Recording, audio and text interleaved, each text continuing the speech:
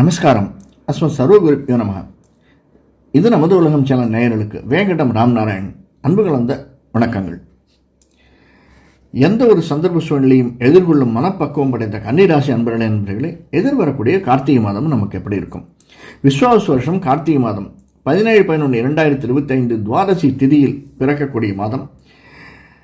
பலன் பார்க்கறதுக்கு முன்னாடி கிரக பொசிஷன்ஸ் பார்த்துக்கலாம். ஏன்னா இந்த மாதம் சந்திர திசையில் பிறக்கிறது, அஸ்த நட்சத்திரத்தில் பிறக்கிறதுனால சந்திர திசையில் பிறக்கிறது. அந்த சந்திரன் நமக்கு கண்ணில் இருக்கா.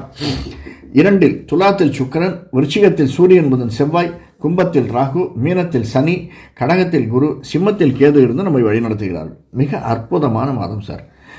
ஒவ்வொரு மாதம் இப்படி தான் சொல்கிறீங்க, நானும் உங்களை ஃபாலோ பண்ணிட்டே வரேன்.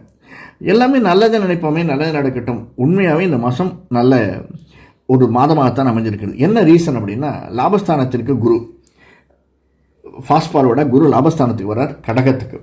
சனி வக்கரகதியில் கும்பத்துக்கு போகிறார். 7ஆம் வீட்டிலிருந்து 6ஆம் வீட்டிற்கு தன்னுடைய சொந்த வீட்டுக்கு போகிறார். இந்த இரண்டும் மிக முக்கியமானது. மூன்றாவதாக சுக்கிரன் தன்னுடைய சொந்த வீட்டில் இருக்கார், செவ்வாய் தன்னுடைய சொந்த வீட்டில் இருக்கார். சுக்கிரன் 2ஆம் இடத்தில் சுக்கிரன் இருப்பது பண வரவையும் பண முடிப்பையும் நமக்கு அள்ளித்தரக்கூடியதாக அமைந்திருக்கும். அந்த சுக்கிரன் நமக்கு 8ஆம் வீட்டை வரை பார்க்குறார், 7ஆம் பார்வையாக 8ஆம் வீட்டை பார்க்குறார். அது மட்டுமல்ல, செவ்வாயினுடைய பார்வை, சூரியனுடைய புதனுடைய பார்வை 10ஆம் வீட்டிற்கு. இதனால் லாபஸ்தானங்கள் பிஸ்னஸ் செய்பவருக்கும், எஸ்பெஷலி சுக்கிரனுடைய வீட்டை செவ்வாய் புதன் சூரியன் பார்ப்பதனாலே சின்ன திரை பெரிய திரையில் இருப்பவர்களுக்கு இந்த மாதம் மிக அற்புதமான மாதமாக அமைந்திருக்கும். சின்ன சின்ன சங்கடங்கள், ஏன்னா 6ஆம் இடத்தில் இருக்கக்கூடிய சனி ராகுவோடு சேர்ந்தவர் சங்கடங்கள் கொடுக்காமல் இருக்க மாட்டார். தன்னுடைய சொந்த வீட்டில் இருக்கார், சொந்த வீட்டில் இருக்கார், 7ஆம் வீட்டிலிருந்து பார்வையாகவும் இருக்கிறது. இப்படிப்பட்ட சில சந்தர்ப்பங்களினால நமக்கு உடல் உபாதைகளினால் ரொம்ப தூரம் லாங் ட்ராவல் செய்கிறதுனால மேலே கீழே ஏறி மேலே ஏறி இப்படியெல்லாம் ஒரு நமக்கு அதீதமாக சாதாரணமாக நடந்து போகிறதுக்கும் ஒரு 2 ரயில்வே ஸ்டேஷன் ஏறி இறங்கிறதுக்கும் வித்தியாசம் இருக்கு இல்லையா? அந்த மாதிரி ஒரு ஏற்றத்தை இறக்கத்தையும் தரக்கூடியவராக இந்த மாதம் அமைந்திருக்கிறது. இதெல்லாமே உழைப்பை அதிகமாக வாங்கக்கூடிய மாதங்கள் தான். இதே மாதிரி லாங் ட்ராவல் போகிறவர்கள் டிரைவர்களுக்கு இந்த மாதம் சில சந்தர்ப்பங்களில் அவர்களுக்கு உபாதைகள் வருவதற்கு சாத்தியக்கூறுகள் இருக்குது. அதெல்லாம் பார்த்துக்கணும். அது மாதிரி வீட்டை விட்டு வெளியில் செல்பவர்கள், ஒரு படிப்புக்காக வெளிநாடு செல்பவர்கள் அல்லது பிஸ்னஸ்க்காக வெளிநாடு செல்பவர்கள், அங்கே இருக்கக்கூடிய இடம் சூழ்நிலை கொஞ்சம் கஷ்டத்தை கொடுக்கக்கூடியதாக அமைஞ்சிருக்கிறது. அதாவது இந்த கார்த்திகை மாதமானது கன்னிராசியான உத்தரம் ஹஸ்தம் சித்திரையில் பிறந்தவர்களுக்கு சின்ன இப்படிப்பட்ட சங்கடங்களும் வரத்தான் செய்யும். நல்லது என்ன இருக்குன்னு பார்ப்போம். சின்னத்திரை பெரிய திரைப்பவர்களுக்கு அற்புதமாக இருக்கக்கூடிய மாதமாக இருக்கும். பணம் புழக்கம் அதிகமாக இருக்கும். நாம் நினைத்த இடத்திலிருந்து பணம் வரும் சார். அது லோனுக்கு கேட்டிருந்தாலும் சரி, சில பேருக்கு லோன் போட்டாலே பணம் வர மாட்டேங்குது. நம்ம லோன் போட்டோம்னா பணம் வரும். அதாவது நமக்கு நல்ல செலவுகள் செய்வதற்கான பணம் நம்ம கையில் புரளுவதற்கான சாத்தியக்கூறுகள் அதிகமாக இருக்குது. அதை அடுத்தது 3ஆம் இடத்தில் இருக்கக்கூடிய சூரியன் புதன் செவ்வாய், 3 பேரும் சூரியனுக்கும் செவ்வாய்க்கும் கொஞ்சம் ஒரு மாதிரி தான். அதனால் நம்முடைய தந்தை வழி சொந்தங்கள் நமக்கு கொஞ்சம் எரிச்சலை தரக்கூடியவர்களாக இருப்பார்கள். தந்தை வழி எதுக்காக போய் கூட்டம்னா தந்தை வழி சொந்தங்களுக்கு கொஞ்சம் எரிச்சலாக தான் இருக்கும். நம்மை பார்ப்பதற்கும் நம்முடைய வளர்ச்சியும் அவர்களுக்கு எரிச்சலை தரக்கூடியதாகத்தான் இருக்கும். இதற்கடுத்து நம்மளுடைய பிஸ்னஸ் பார்த்தோம். கன்ஸ்ட்ரக்ஷன், ரியல் எஸ்டேட் பிஸ்னஸ் 4ஆம் இடத்தில் இருக்கக்கூடிய அது வந்து குருவினுடைய வீடு. அந்த குரு நம்முடைய 3ஆம் இடத்தை 5ஆம் பார்வையை பார்க்குறார். இது அற்புதமான இடம். அது மட்டுமல்ல, குருவினுடைய வீடு அப்படிங்கிறதுனால நமக்கு ஏற்றத்தை தரக்கூடியதாக.